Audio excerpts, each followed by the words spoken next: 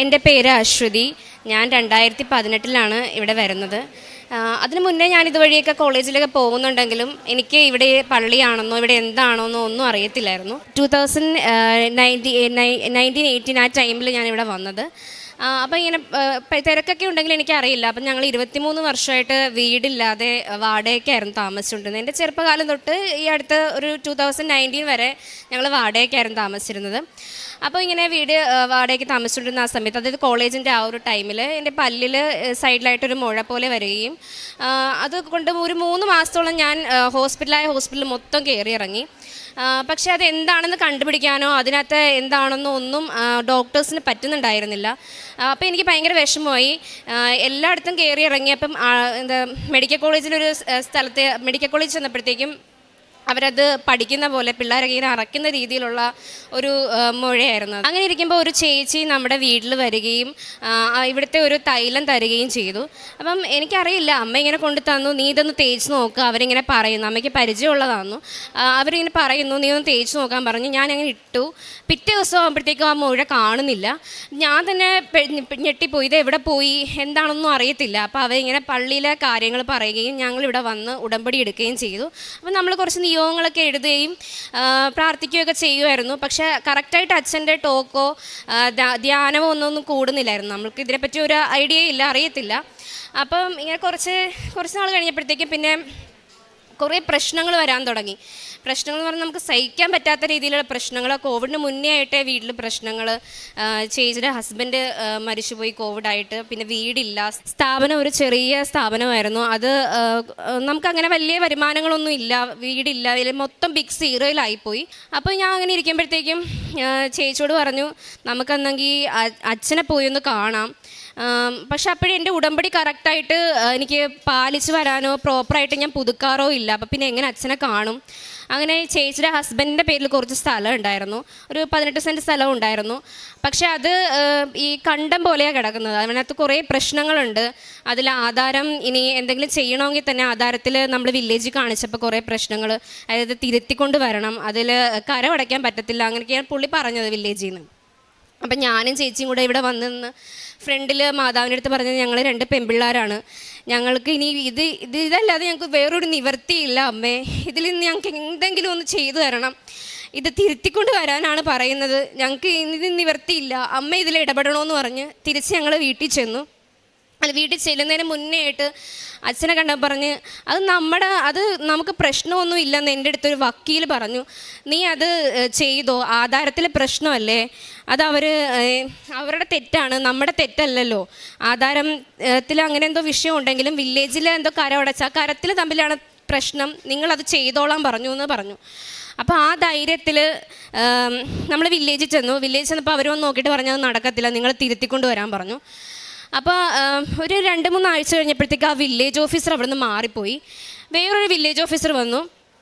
അപ്പം ഞാൻ വീണ്ടും ചെന്നപ്പോൾ പുള്ളി അത് വന്ന് പോലും ഒന്നും നോക്കാതെ പുള്ളി നമുക്കത് സെറ്റ് ചെയ്ത് അതിൽ സൈൻ ചെയ്ത് പെർമിറ്റ് തന്നു.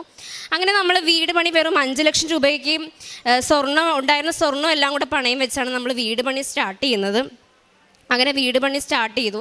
പക്ഷെ ഒരു 8 മാസം കൊണ്ട് എവിടുന്നൊക്കെയോ പൈസ വന്ന് നമ്മളൊരു 35-36 ലക്ഷം രൂപയുടെ വീട്, അത് നമുക്ക് സ്വപ്നം പോലും കാണാത്തൊരു ഭവനമാണ് അമ്മ തന്നത്.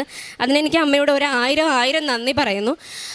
അത് കഴിഞ്ഞ് നമ്മൾ വീട് വെച്ചു. അപ്പം നമ്മുടെ കയ്യിൽ ഫുൾ പൈസയും കടമൊക്കെ കുറച്ചുണ്ട്. പിന്നെ നമ്മുടെ സ്വർണ്ണമൊക്കെ എങ്ങനെയോ വെച്ചിട്ടാണ്, നമ്മൾ എങ്ങനെയാണ് വെച്ചതെന്ന് വെച്ചാൽ നമുക്കറിയത്തില്ല.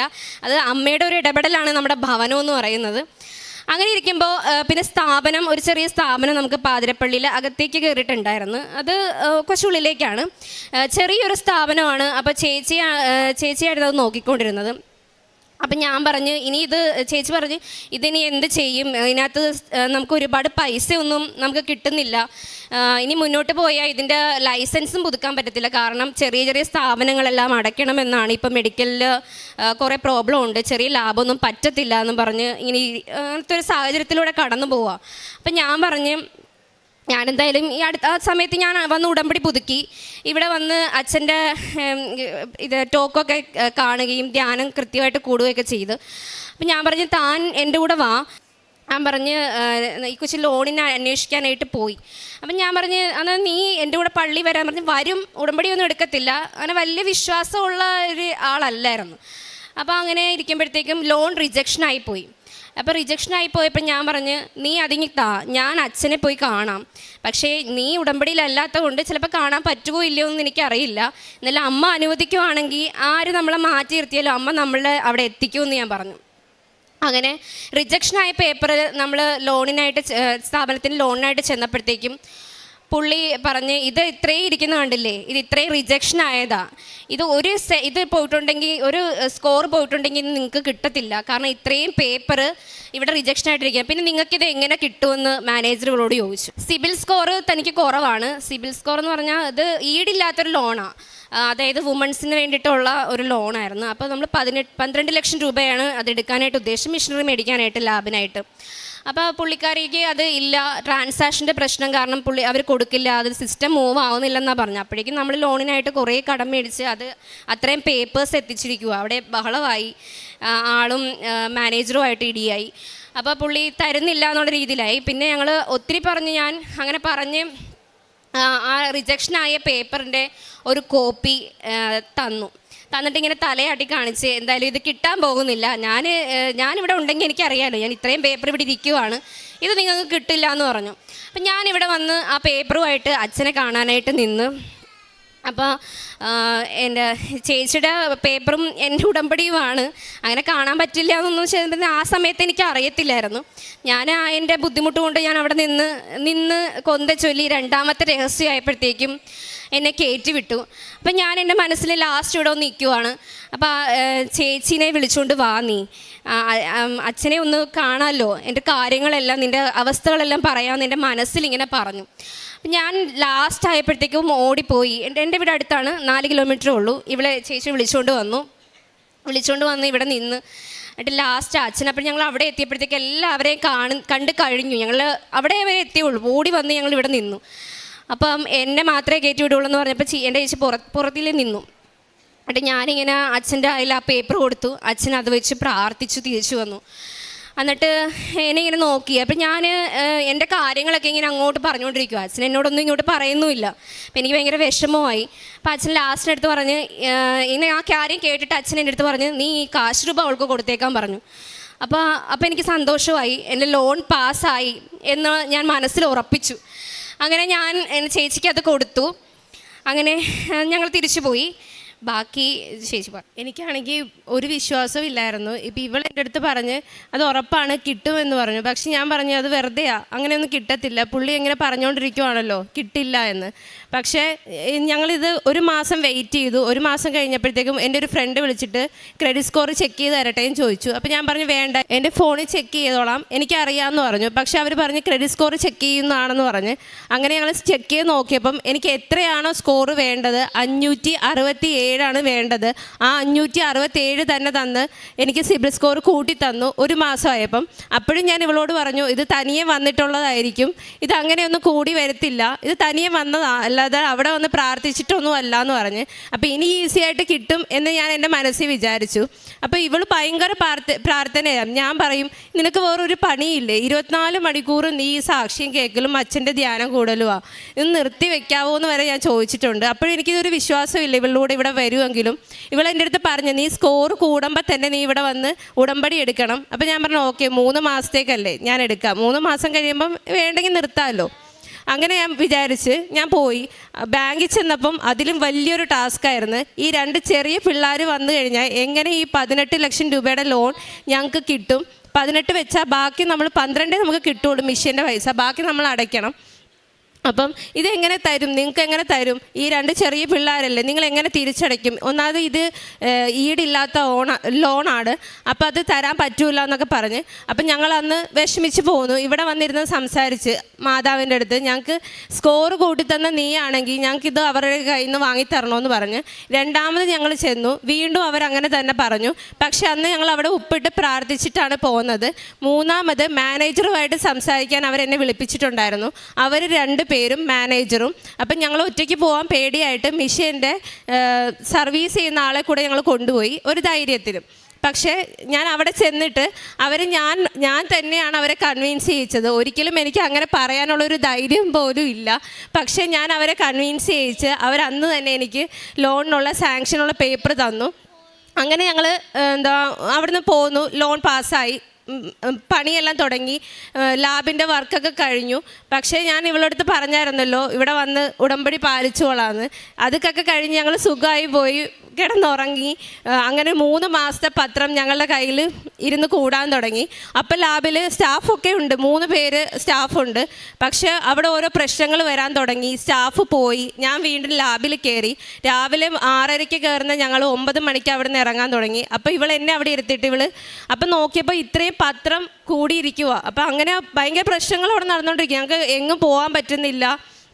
അങ്ങനെ എന്നെ അവിടെ അമ്മ ലോക്ക് ചെയ്ത്, വീട്ടിൽ കിടന്ന് ഉറങ്ങിക്കൊണ്ടിരുന്ന ഞാൻ അവിടെ ലോക്കായി. അപ്പോൾ ഇവള് നോക്കിയപ്പോഴത്തേക്ക് പത്രം ഇത്ര ഇരിക്കുക. അപ്പം ഇവൾക്ക് മനസ്സിലായി കറക്റ്റായിട്ട് പ്രേക്ഷിത വേല ചെയ്യുന്നില്ല എന്ന്. ഞങ്ങൾക്ക് അത്രയും വലിയൊരു സ്കോർ തന്ന്, ഇത്രയും വലിയൊരു സ്ഥാപനം തന്നതാണ്, പക്ഷെ നമ്മളത് പാലിക്കുന്നില്ല എന്ന് മനസ്സിലായി. അപ്പം തന്നെ ഇവൾ പത്രമായിട്ട് ഇറങ്ങി. അങ്ങനെ ഞങ്ങൾ അത് സ്റ്റാർട്ട് ചെയ്യുമ്പോൾ തന്നെ DMO ഓഫീസിൽ നിന്ന് വന്നു, നിങ്ങൾ ലൈസൻസ് എടുത്തിട്ടില്ല, ഇമ്മീഡിയറ്റ് ആയിട്ട് സ്റ്റോപ്പ് ചെയ്യണമെന്ന് പറഞ്ഞ് അങ്ങനെ സ്റ്റോപ്പ് മെമ്മോ തന്ന് ഞങ്ങൾ ലാബ് സ്റ്റോപ്പ് ചെയ്തു. അപ്പോൾ ഇത്രയും ലക്ഷം രൂപ ഞങ്ങളുടെ പേരിൽ കടവാണ്. അപ്പോൾ നമുക്ക് ഒത്തിരി വിഷമമായി. ഞങ്ങളിവിടെ രാത്രി 8 മണി വരെ വന്നിരിക്കും. അമ്മ ഞങ്ങളെല്ലാവരും പുച്ഛിക്കുവാണ്, ഇങ്ങനെ പറയുന്നു, അമ്മയാണ് ആ സ്ഥാപനം തന്നത്, ഞങ്ങൾക്ക് തെറ്റുപറ്റിപ്പോയി, ഇനി അത് ഉണ്ടാവത്തില്ല, ഞങ്ങൾക്ക് ആ സ്ഥാപനം തിരിച്ചു തരണമെന്ന് പറഞ്ഞ് അങ്ങനെ 8 മണിക്ക് ഞങ്ങൾ ഇവിടെ ഇരിക്കുമ്പോഴും ഞങ്ങൾക്ക് അമ്മ ഭയങ്കരമായി സുഗന്ധാഭിഷേകം തരുമായിരുന്നു. അപ്പം ഞങ്ങൾക്ക് മനസ്സിലായി അമ്മ ഞങ്ങളുടെ കൂടെ ഉണ്ട് എന്ന്.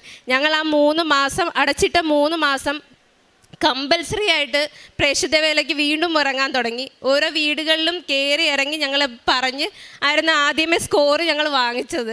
അതേപോലെ തന്നെ രണ്ടാമതും ഞങ്ങൾ ഇറങ്ങാൻ തുടങ്ങി. അങ്ങനെ ഇറങ്ങി ഫസ്റ്റ് പേപ്പറിന് സബ്മിറ്റ് ചെയ്തു. അപ്പോൾ 3 മാസം സമയം എടുക്കും ഒരു പേപ്പർ കിട്ടാൻ വേണ്ടിയിട്ട് എന്ന് അവർ ഞങ്ങളോട് പറഞ്ഞ്. അപ്പോൾ ഓൺലൈനിലാണ് സബ്മിറ്റ് ചെയ്യുന്നത്. അതിൽ കാണിച്ചു 3 മാസം എടുക്കുന്നു. അപ്പോൾ 3 മാസമൊക്കെ അടച്ചിടുക എന്ന് പറഞ്ഞാൽ നമുക്ക് ഭയങ്കര വിഷമമാണ്. അപ്പോൾ ലോൺ എങ്ങനെ അടയ്ക്കും ഇത് അടച്ചിട്ട് കഴിഞ്ഞാൽ? അങ്ങനെ ഇരിക്കെ ഞങ്ങൾ ഇവിടുന്ന് പത്രമായി നേരെ തിരുവനന്തപുരം പോയി. അവിടെ പ്രേക്ഷിത വേലയും ചെയ്ത് പുള്ളിക്കാരിയെ നേരിട്ട് കണ്ടു. അങ്ങനെ അവർ ഞങ്ങളോട് പറഞ്ഞ്, ആദ്യം ചെന്ന് കണ്ടപ്പോൾ തന്നെ അവർ ഞങ്ങളോട് പറഞ്ഞ് നടക്കില്ല, നിങ്ങൾ പൊക്കോ, ഇവിടെ ഒന്നും ചെയ്യാൻ പറ്റൂല, എനിക്ക് മാനേജറാണെങ്കിൽ ഇവിടെ ഇല്ല, പത്തനംതിട്ടയിൽ പോയിരിക്കുവാണെന്ന് പറഞ്ഞ്. അപ്പം ഞങ്ങൾ വിഷമിച്ച് അവിടെയൊക്കെ ഉപ്പും തൈലം വരച്ച് കുരിശ് വരച്ച് ഉപ്പും ഇട്ട് പ്രാർത്ഥിച്ച് അകത്ത് പോയി അവർ തിരിച്ച് വന്നിട്ട് ഞങ്ങളടുത്ത് പറഞ്ഞ്, നിങ്ങൾക്ക് വേണ്ടി മാത്രം ഞാനിത് ചെയ്തു തരാം, ഒരു പത്രം ഞങ്ങളുടെ കയ്യിൽ നിന്ന് ഇങ്ങനെ എടുത്തിട്ട് പറഞ്ഞ് എനിക്ക് കൂടെ വേണ്ടി പ്രാർത്ഥിച്ചേക്കണം, ഇനി നിങ്ങളിവിടെ വരുമ്പോൾ ഞാനിവിടെ കാണത്തില്ല, ഇത് നിങ്ങൾ കൃത്യമായി അടച്ച് മുന്നോട്ട് കൊണ്ടുപോയിക്കോണം എന്ന് പറഞ്ഞ് അന്ന് തൊട്ട് 2 ദിവസത്തിനുള്ളിൽ ഞങ്ങൾക്ക് ആ പേപ്പർ കിട്ടി. 3 മാസം താമസമുണ്ടെന്ന് പറഞ്ഞ പേപ്പറാണ്. അങ്ങനെ ഓരോ പേപ്പറും ഞങ്ങൾ എടുക്കാൻ ചെല്ലുമ്പോഴും ഇത്ര താമസം ഉണ്ടെന്ന് പറയുന്നിടത്തൊക്കെ ഞങ്ങൾ കുരിശ് വരച്ച് ഉപ്പിട്ട് പ്രാർത്ഥിക്കും. ഓൺലൈനിൽ അപ്ലൈ ചെയ്തിട്ട് ഡയറക്റ്റ് ഞങ്ങൾ ചെന്ന് ഉപ്പിട്ട് പ്രാർത്ഥിക്കും. അങ്ങനെ 3 ആഴ്ച 4 ആഴ്ച എന്നൊക്കെ പറയുന്ന പേപ്പറുകൾ ഞങ്ങൾക്ക് 2 ദിവസം 3 ദിവസം കൊണ്ട് കിട്ടി. അങ്ങനെ എല്ലാമായിട്ട് DMO ഓഫീസിൽ ഞങ്ങൾ സബ്മിറ്റ് ചെയ്തു. അവർക്ക് ഞങ്ങൾ ലൈസൻസ് എടുക്കാതെ തുറന്നതിനുള്ള ദേഷ്യത്തിൽ അവർ ഞങ്ങൾക്ക് പേപ്പർ തരത്തില്ല എന്നായി. ഞങ്ങളത് വിഷമിച്ച് ഇവിടെ വന്നിരുന്ന് കരഞ്ഞു.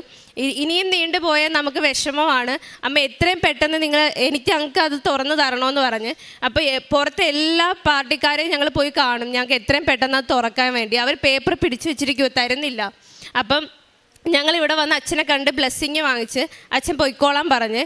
അത് കഴിഞ്ഞിട്ട് ഞങ്ങൾ ഇവിടെ വന്ന് കണ്ടപ്പോൾ ഇവിടുന്ന് ഒരാൾ, പുറത്ത് ഒത്തിരി പാർട്ടിക്കാരെ പോയി കണ്ടിട്ടും ആര് വിളിച്ചു പറഞ്ഞിട്ടും DMOയുടെ നമ്പർ അവരുടെ കയ്യിലിരിക്കും, അവർ അത് തരുന്നില്ല. അപ്പോൾ ഇവിടുന്ന് ഒരു ഫോൺ കോളിൽ അവിടേക്ക് പോയി 24 മണിക്കൂറിനുള്ളിൽ ഞങ്ങളുടെ ലൈസൻസ് കിട്ടി. അങ്ങനെ ഞങ്ങൾ തിരിച്ച് ലാബ് തുറന്നു. അപ്പോൾ അടച്ചിട്ടിട്ട് തുറക്കുമ്പോൾ എല്ലാവരും പറയും നിങ്ങൾ അടച്ച് പോയി, നിർത്തിപ്പോയി എന്നൊക്കെ പറയും. അച്ഛൻ്റെ ഡെയിലി ബ്രെഡ് ഞങ്ങൾ രാവിലെ 5:45 ഞങ്ങളുടെ സ്ഥാപനത്തിൽ പോയിരുന്ന് പ്രാർത്ഥിക്കുമായിരുന്നു.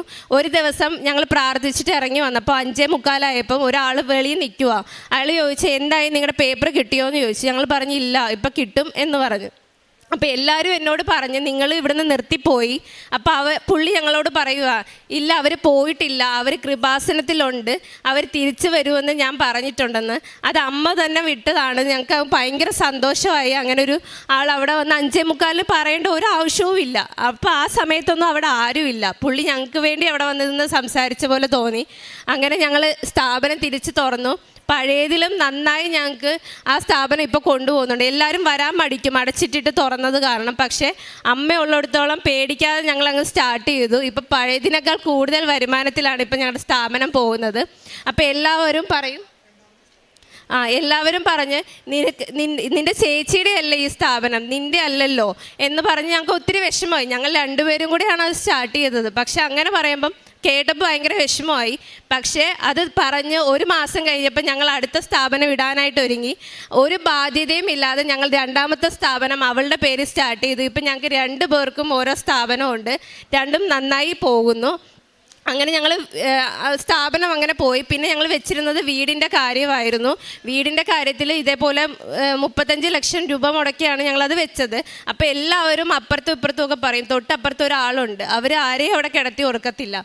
അപ്പം ഞങ്ങൾക്ക് ഭയങ്കര വിഷമമായി. ഇവർ ഇറങ്ങുമ്പോൾ വന്ന് തലയിൽ കൈവച്ചിട്ട് പ്രാകും, നിങ്ങളിവിടെ കിടത്തത്തില്ല, അങ്ങനെയൊക്കെ പറയും. അപ്പോൾ പോകുന്ന വഴി വണ്ടി ഇടിച്ച് ചാകും എന്നൊക്കെ ഞങ്ങളുടെ അടുത്ത് പറഞ്ഞു. ഞങ്ങൾക്ക് ഒത്തിരി വിഷമമായി. പക്ഷേ ഞങ്ങൾ ഇവിടുന്ന് അമ്മയുടെ ഉപ്പും ലോക്കറ്റും കൊണ്ട് ഞങ്ങളുടെ വീടിന് 4 ചുറ്റിനും ഇട്ട്. പിന്നെ ഇന്ന് വരെ അവർ ഇതുവരെ ഒരു അക്ഷരം പോലും പറഞ്ഞിട്ടില്ല. കാരണം വീട് വെച്ച് ചെല്ലുമ്പോഴൊക്കെ അവർ ഞങ്ങളുടെ അടുത്ത് ഇങ്ങനെ ചീത്ത പറയും, ബഹളം വയ്ക്കുകയും ചെയ്തിട്ട് പോലീസ് സ്റ്റേഷനിൽ പോകാനേ ഞങ്ങൾക്ക് നേരം ഉണ്ടായിരുന്നുള്ളൂ. പക്ഷേ ഇന്ന് വരെ ഈ ഉപ്പും ഞങ്ങൾ ഉടമ്പടിയിൽ വന്നതിന് ശേഷം ഉപ്പും ലോക്കറ്റും ഇട്ടതിന് ശേഷം ഇന്ന് വരെ ഞങ്ങൾക്ക് അവരുടെ ഇന്ന് ഒരു ബുദ്ധിമുട്ടും ഉണ്ടായിട്ടില്ല. അങ്ങനെ ഇത്രയും കാര്യങ്ങൾ തന്ന അമ്മയ്ക്കും തിരുകുമാരനും നന്ദി. പിന്നെ എൻ്റെ കുഞ്ഞിന് ചെവിയിൽ അലർജിയുടെ ഒരു അസുഖം ഉണ്ടായിരുന്നു, ചെവി പഴുക്കുമായിരുന്നു. അങ്ങനെ എല്ലാ ആഴ്ചയിലും ഹോസ്പിറ്റലിൽ കൊണ്ടുപോകാനായിരുന്നു ഞങ്ങൾക്ക് എപ്പോഴും ഇത്. അപ്പോൾ അവന് ഞങ്ങൾ തൈലം കുരിശ് വരച്ചതിന് ശേഷം പിന്നെ ഇന്ന് വരെ അത് വന്നിട്ടില്ല. ഇത്രയും അനുഗ്രഹങ്ങൾ തന്ന അമ്മയ്ക്കും തിരുകുമാരനും 1000 നന്ദി. പ്രേക്ഷിത വേലയായിട്ട് നമ്മൾ ചെയ്യുന്നത് പത്രപ്രേക്ഷിത വേല കൃത്യമായിട്ട് വീടുകളിൽ കൊണ്ടുപോയി കൊടുക്കും. പിന്നെ ഹോസ്പിറ്റലിൽ എല്ലാ ആഴ്ചയിലും നമ്മൾ വണ്ടാനം ഹോസ്പിറ്റലിൽ പോകും. പിന്നെ വഴിയരികിൽ ഒരു അപ്പച്ചനെയൊക്കെ കണ്ടപ്പോഴത്തേക്കും നമ്മൾ അവരെ ഹോസ്പിറ്റലിൽ എത്തിക്കുകയും കറക്റ്റായിട്ട് ട്രീറ്റ്മെൻ്റ് ഒക്കെ കൊടുക്കുകയും അങ്ങനെ ഒരുപാട് കാര്യങ്ങളൊക്കെ നമുക്ക് ചെയ്യാൻ പറ്റി. പിന്നെ ബ്ലഡ് കൊടുക്കുക, അങ്ങനെ കുറേ പ്രേക്ഷിത വേല നമുക്ക് ചെയ്യാൻ പറ്റി. അതൊക്കെ നമ്മൾ ഉടമ്പടിയിൽ വന്നതിന് ശേഷം മാത്രമാണ് നമുക്ക് ചെയ്യാൻ പറ്റിയത്. പിന്നെ എനിക്ക് ഭയങ്കര ദേഷ്യമായിരുന്നു. ഉടമ്പടിയിൽ വരുന്നതിന് മുന്നേ ഞാൻ ചീത്ത പറയും, ഭയങ്കര ദേഷ്യമാണ്. ആർക്കും അങ്ങനെ മിണ്ടാനോ ഒന്നും സംസാരിക്കാനോ പറ്റാത്ത രീതിയിലുള്ള ഒരു സ്വഭാവ രീതിയായിരുന്നു എൻ്റേത്. അതൊരു ചിട്ടയായി മാറി ഒരു സൗമ്യമായിട്ട് എനിക്ക് സംസാരിക്കാൻ പറ്റുന്ന ഒരു സിറ്റുവേഷനിലേക്കും അങ്ങനെ ചിട്ടയായിട്ടൊരു ജീവിത രീതി അമ്മ എനിക്ക് തന്ന എല്ലാ അനുഗ്രഹങ്ങൾക്കും കൃപകൾക്കും ഹൃദയം നിറഞ്ഞ നന്ദി അമ്മയോട് പറയുന്നു.